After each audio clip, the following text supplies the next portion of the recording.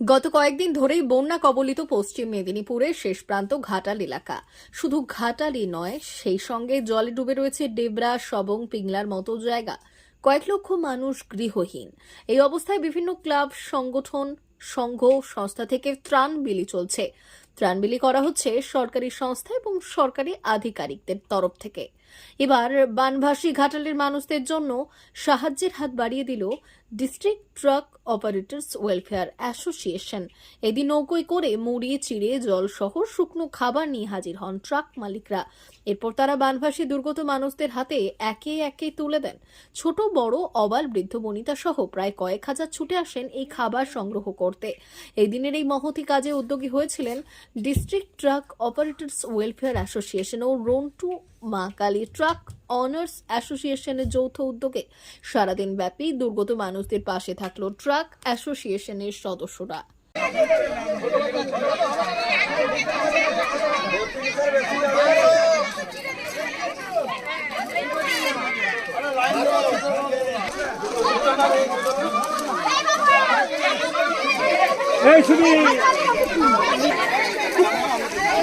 মালিকদের সংগঠন আমাদের রন্টুয়া মা কালী ট্রাক ওনার অ্যাসোসিয়েশন এবং পশ্চিম Medinipur district truck operators welfare association, আমরা পরিবহন ব্যবসার সাথে যুক্ত। শুধু পরিবহন ব্যবসা নয়, আমরা সাথে সাথে বিভিন্ন সামাজিক কাজ প্রতি বছর করতে থাকি।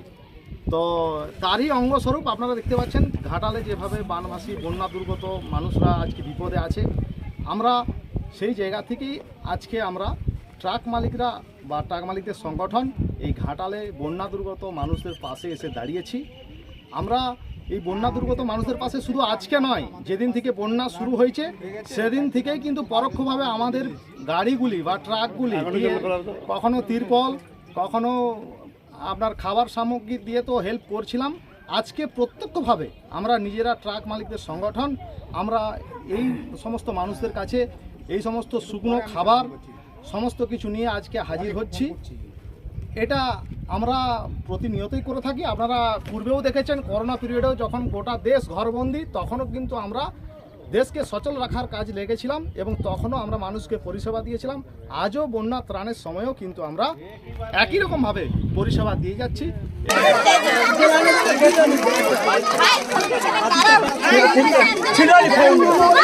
D news, Ghatal.